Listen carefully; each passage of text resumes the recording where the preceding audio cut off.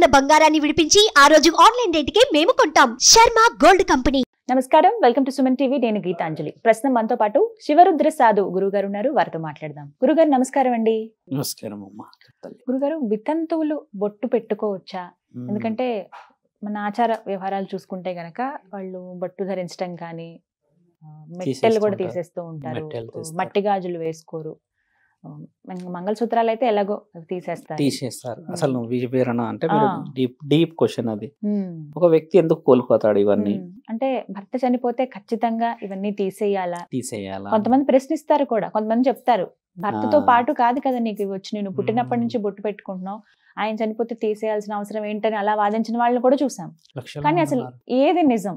నిజంగా భర్త చనిపోయిన స్త్రీ ఎలా ఉండాలి? తను బొట్టు పెట్టుకోవచ్చా, పెట్టుకోకూడదా? ఒక వ్యక్తి ఏంటంటమ్మా, మీరు అడిగింది ఏంటంటే భర్తలు చనిపోయినాక చాలా మంది బొట్లు పెట్టుకొని తిరుగుతుంటారు, రోడ్డు పైన బయటకు వచ్చేస్తారు, పద్ధతులు ఏముండవు వాళ్ళ దగ్గర, అసలు ఏంది పూర్వం ఏమో ఒకలాగుండేది అనేవాళ్ళు కదమ్మా. ఈ విషయాన్ని కొంచెం డీప్గా తీస్తే ఒక స్త్రీ, నేను ఇందాక ఏం చెప్పానంటమ్మా, 13-14 సంవత్సరాల వయసు ఎందుకు చెప్పానంటే, స్త్రీకి ఈ యొక్క దాంపత్య జీవితం ఉంటుంది చూడమ్మా, అది అత్యంత ముఖ్యమైన వెపన్, అస్త్రం పురుషుడే. ఆయన మీద ఊహించుకోగలదాన్ని ఎవ్రీథింగ్, కోపం, కామం, క్రోధం, దుఃఖం, ఆశ, ఆనందం, ప్రతిదీ ఊహించుకోగలరు. అంటే నాకు తెలిసి శాస్త్ర గ్రంథాల ఇతిహాస పురాణాలలో దేవాది దేవతలు కూడా కామానికి తప్పించిపోయిన రుజువులు ఉన్నాయి మన దగ్గర. వాళ్ళని మోహించారు, వీరిని మోహించారు అనే తరుణాలు ఎక్కువ శాతంగా ఉన్నాయి.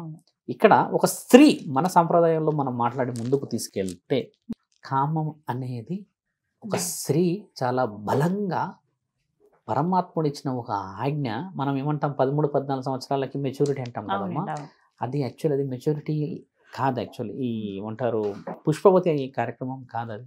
అది యాక్చువల్లీ వచ్చేసి అబ్రబ్రహ్మ లోకాల్లో పరమశివుడు, బ్రహ్మ, మహావిష్ణువులు మళ్ళీ ఒక స్త్రీ రాత రాస్తారు ఆ రోజు.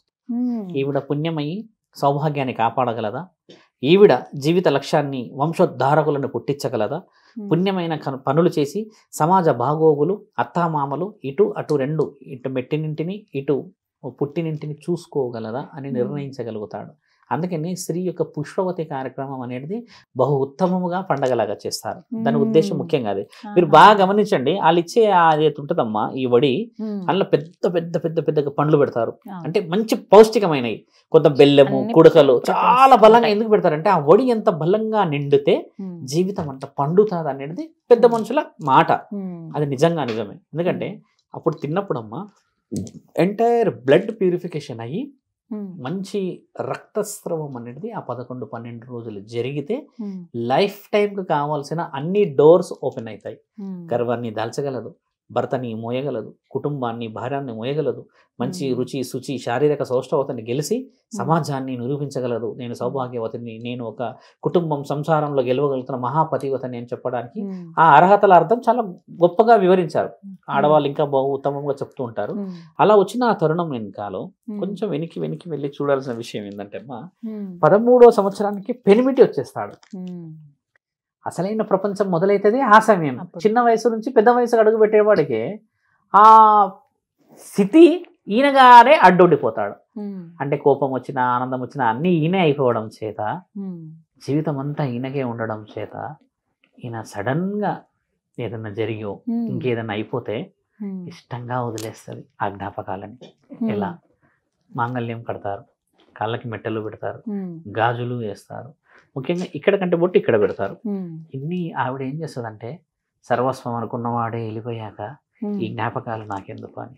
ఇవి రాశి లేవు తల్లి శాసన గ్రంథాల్లో, గాజులు తీయాలి అని రావిమాటికి లేవు. ఎవరైనా వస్తే నేను కూర్చుంటాను, ఎవరైనా డెబిట్కి రమ్మని చెప్పి. అది పాటింపు స్త్రీ ఇష్టంగా చేసింది.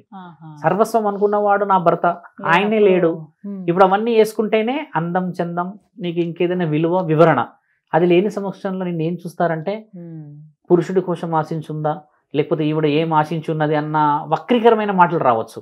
ఇవన్నీ తీసేస్తే ఓహో ఈవిడ ఒక జీవితాన్ని కోల్పోయింది, ఈమెకంటూ ఒక స్థితి ఏర్పడింది అన్న పరిస్థితులు ఉంటాయి. ఈ స్థితులు కూడా చాలా ఉపయోగపడ్డాయి.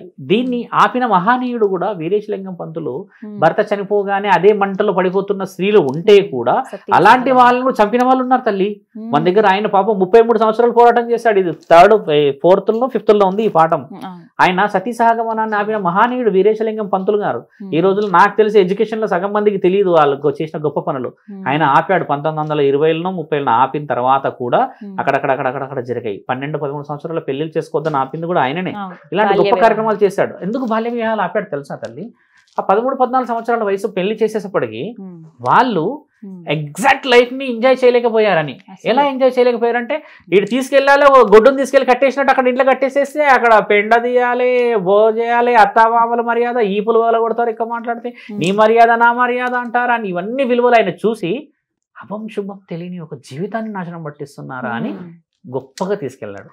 దాన్ని ఒక విధంగా తీసుకుంటే ఇంకొంతమంది ఏం చేశారంటే స్త్రీ నిజముగా జీవితాన్ని అనుభవించాలి అని అంటే ఈ విధమైన వక్రీకరమైన జీవితాన్ని చూడొద్దు, పెళ్లి అనేది ఇలా పోతుంది అనేది కొందరు మహానీయులు నిర్ణయించారు. కానీ ఏది నిర్ణయించినా చూడమ్మా, ఈరోజు సొసైటీలో ఏముందంటే ఓన్లీ జ్ఞానమే ఉంది. చూడండి, పెళ్లిళ్ళు చేసుకోవాలి స్త్రీలు చాలా మంది ఉన్నారు ఇక్కడ. ఎందుకంటే ఫైనాన్స్ చేసుకోలేకపోయి ఉంటారు. జాతక బలం అడగారు ఇక్కడ. ఫైనాన్స్ కోసమే చేసుకోవట్లేదు చాలా మంది. సెటిల్ కాలేము, మంచోడు రావాలి, అందగడ రావాలి అని ఆశతో కాదు చాలా మంది. ఇంకా మేము సెటిల్ కాలేము, మాకు ఇల్లు లేదు, మా బతుకులు అంతా అంతే. ఇట్లా సగం మంది స్త్రీలు ఉన్నారు లోకంలో. అట్లా ఇప్పుడు దీంట్లో జాతకం పనిచేయదు. ఇక్కడ పురుషులు కూడా ఉన్నారు అలాగా. మా నాన్న చనిపోయాడు చిన్నప్పుడే, మా నాన్న అలా వెళ్ళిపోయాడు, ఇలా ఎన్నెన్నెన్నో తరుణాలు వచ్చాయి. కొంతమంది పెళ్లిళ్ళు తొందరగా జరిగిపోయి దే ఆర్ వెల్ సెటిల్డ్ అనుకోవచ్చు, సెటిల్ కాకపోవచ్చు కూడా. ఇలా మీరు అన్నది ఏంటంటమ్మా, ఒక స్త్రీ సర్వస్వం అనుకున్న వాడే వెళ్ళిపోవడం చేత ఇష్టంగా తీసేసి చాలా చాలా చాలా బలంగా తిరుగుతూ ఉంటుంది. 2వ పెళ్లి అనో లేకపోతే 3వ పెళ్లి అని చెప్పేసి కొంతమంది మహా ఆలోచనలు చేసిన వ్యూహం అది. అంతేకాని అది కూడా మొత్తానికి ఏంటంటే జీవితం మొత్తం ఇలా ఉంటే కొంతమంది తప్పుగా చూస్తారమ్మా.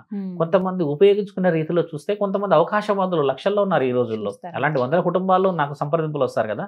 అలాంటి దారి తీయకుండా భర్త తాగుబోతోడైనా బలహీనుడైనా పక్కన ఉంటే పశువులు కూడా చూడడానికి భయపడతాయి. మానవులకు హద్దుపద్దు లేదు తల్లి, వావి వరుసలు లేకుండా ఉన్నారు ఇక్కడ. అందుకని చెప్పేసి మాంగళ్యం అనేది ఏ స్త్రీ కోల్పోవద్దు తల్లి. రోగిష్టి భర్త అయినా పక్కన ఉండాలి, ఎంత ధైర్యం ఉంటది. వాటి కోసమే కదా ఇన్ని బాధలు, పూజలు, పురస్కారాలు. చాలా మంది వచ్చి బాధపడతారు. నన్ను ఏమంటారమ్మా వచ్చి తెలుసా, చెప్పొచ్చు, మా ఆయన అది చేస్తున్నాడు ఇది చేస్తున్నాడు అని అది చెయ్యనంటే నీ ఆయన ఉన్నాడు కాబట్టి ఇది చేయి అది చేయి అంటావు తల్లి. ఒక్కసారి అనాథాశ్రమానికి వెళ్ళి చూడు, మా నాన్న ఉన్నాడో లేడో, మా అమ్మ ఉన్నాడో లేడో, ఎన్ని కుటుంబాలు ఉన్నాయంటే ఏడుస్తారమ్మా వాళ్ళు. చాలా బాగా చెప్తారు స్వామి. అదే వేరే స్వామి అయితే నేను అది చేస్తారు ఇది చేస్తా అని చెప్పి డబ్బులు తీసుకుంటారంటారు.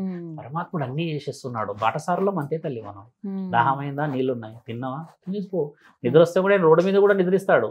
రాజు కూడా అదే నిద్ర. అంటే నిద్రలో తేడా లేదు. రోడ్డు మీద పడుకున్నారా సుంటా అని లేపటి నిన్ను. అందుకే ఆకలి రుచులు కాదు, నిద్ర చోటారు కదా తల్లి. దాంపత్య జీవితం స్త్రీలు గౌరవిస్తున్నారు. ఇంకా ఆ గౌరవాన్ని మీలాంటి వాళ్ళు చాలా పుణ్యమైన స్త్రీలు దీపం వెలిగిస్తున్నారు ఇంకా. కాబట్టే ఈ రోజు స్వచ్ఛంగా ఊపిరి పీల్చుకుంటున్నాం.